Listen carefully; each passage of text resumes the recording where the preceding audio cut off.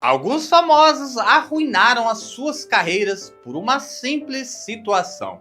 Dá só uma olhada no que a gente vai ver no vídeo de hoje. Oi gente, tudo bem? Aqui tudo bem. Não tudo bem, mas bem, dentro do possível, mas conseguindo estar bem dentro do que me acompanha, né? Que se chama família. Isso eu não tenho nenhuma queixa, graças a Deus. É o meu principal alicerce de tudo isso que está acontecendo. Eu só não me manifestei antes ou ontem, né? Porque eu estava no meio de uma turnê, chegando para fazer uma turnê, e quando veio essa notícia, né? Esse vazamento de um sigilo, eu fui pego de surpresa, assim como muitas pessoas, e eu, por uma questão de segurança e respeito, tanto as pessoas, público, que iriam participar desse momento, dessa turnê, né? Das apresentações, quanto a minha segurança também, né? E eu quero dizer para vocês que sobre esse assunto eu sempre quis falar, só que eu não falava antes porque era um sigilo, assim como é um sigilo até hoje. Olá, meus amigõezões e minhas amigõezonas mais queridas desse canal. Bom, minha gente, hoje a gente vai falar sobre famosos que acabaram arruinando as suas carreiras, talvez por uma única atitude, talvez uma forma impensada de falar. Outros cometeram coisas gravíssimas, enquanto alguns foram acusados injustamente por algo que não fizeram. Bom, eu vou contar tudo isso e mais um pouco para vocês. Se puder, deixe seu likezão, porque isso ajuda demais. E terminando o vídeo, botãozinho de hypar, e dá uma alegria quando vocês fazem isso. Depois da vinheta, eu te conto tudo.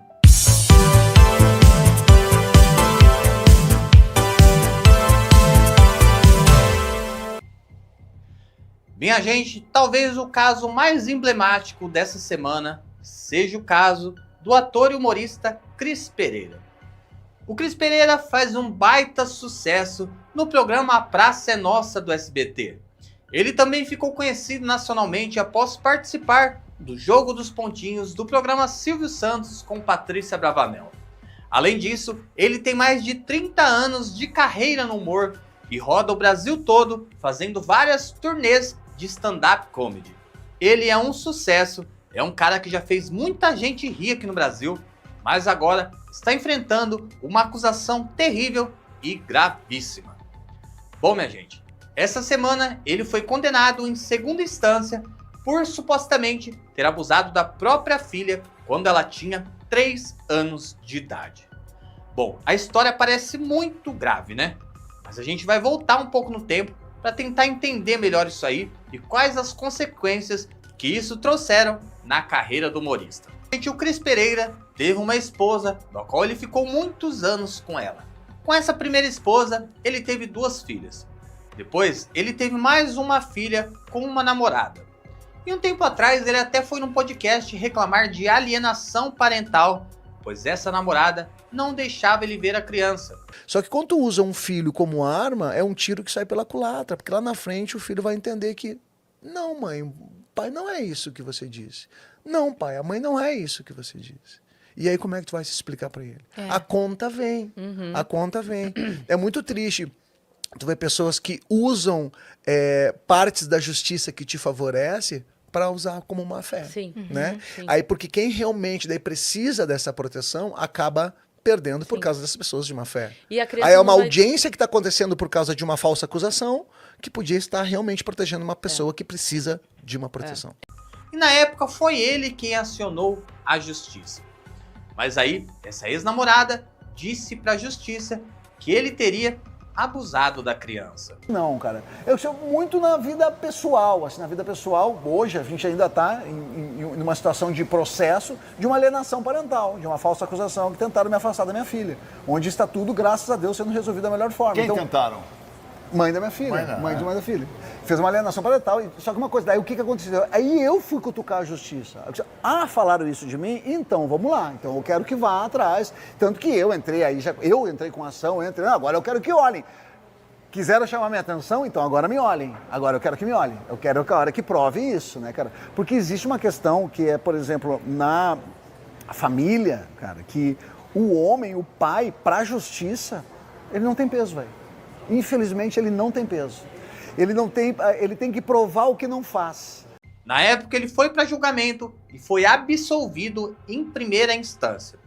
O juiz da época acreditou que não tiveram provas ou elementos que comprovassem o tal abuso, e disse ainda que nenhuma das provas eram contundentes ou acusatórias contra o humorista. Ele comemorou e ficou muito feliz na época que tudo isso acabou. Bom, ele pensava que essa história finalmente tinha acabado, mas a sua ex-namorada estava planejando retomar com o processo, recorrendo em segunda instância.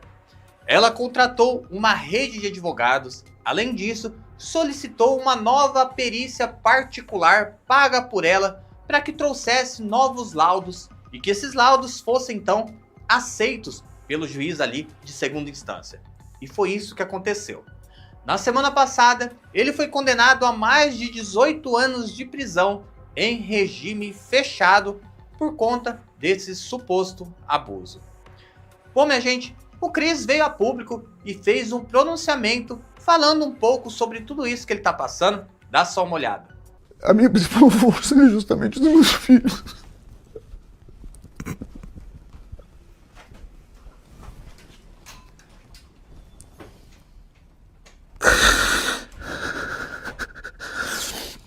A minha principal força é principalmente os meus filhos. Que todos eu assumi.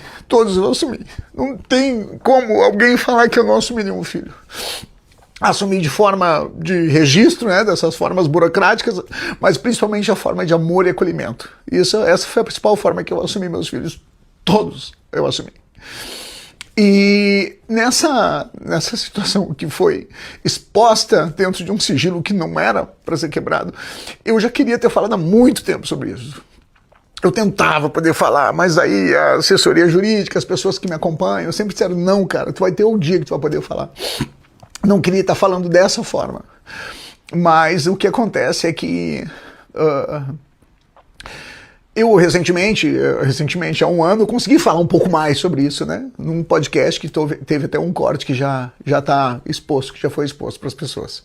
Ali já podem ter uma ideia do que estava acontecendo. Eu vou ser breve, não quero demorar e vamos lá. A principal situação, eu fui absolvido em primeira instância com méritos, né?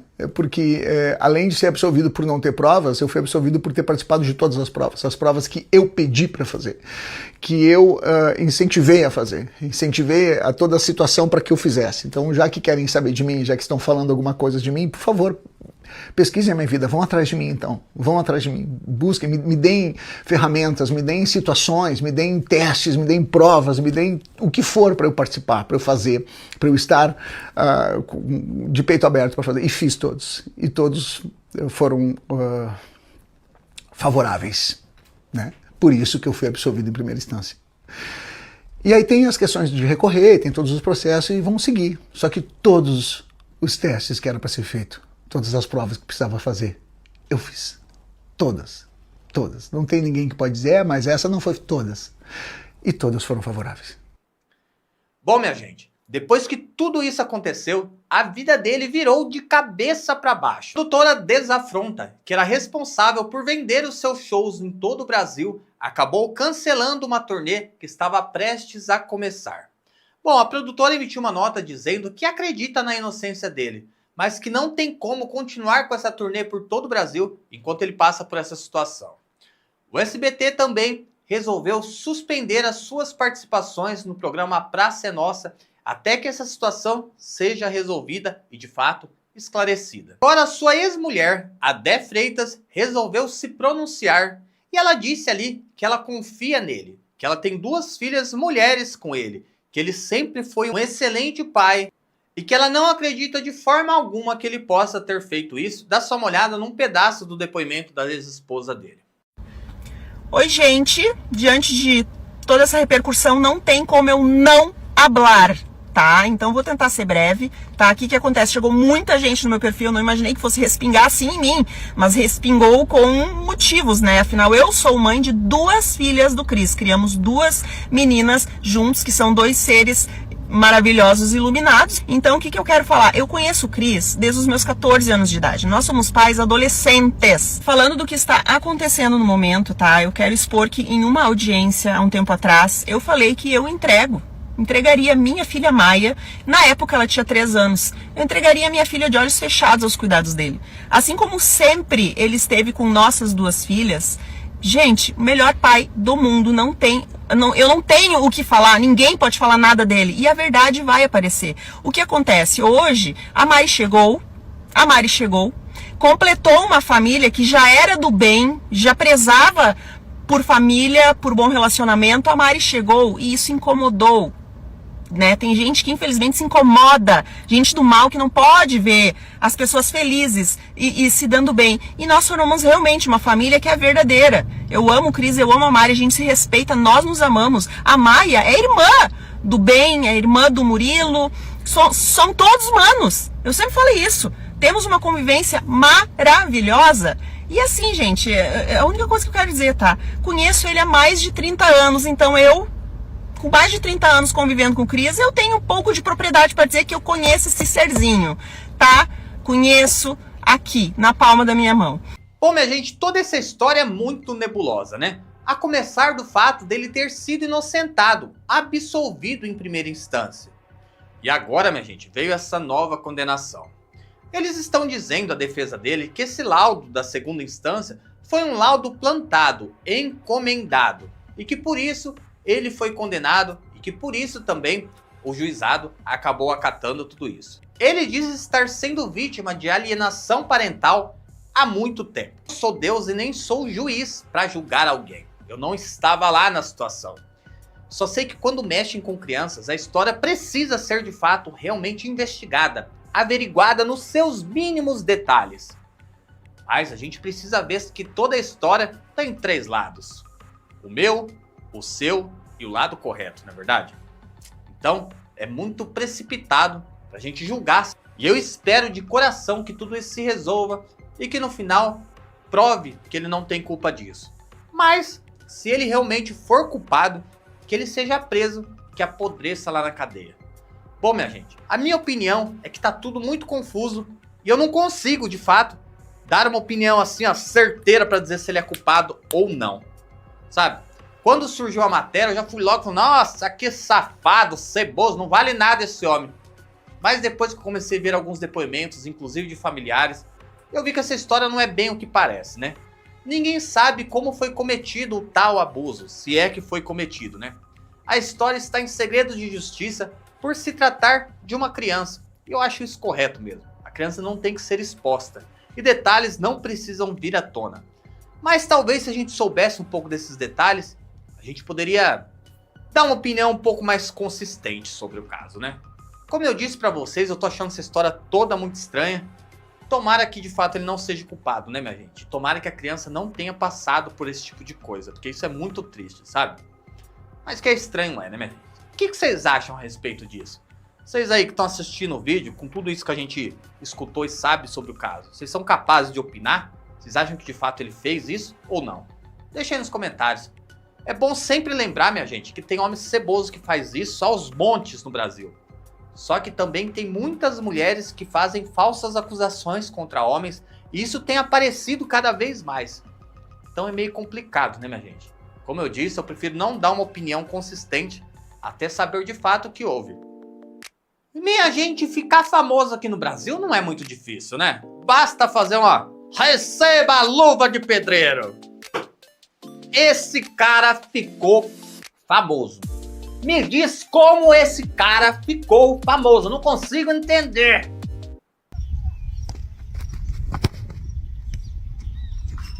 Olá.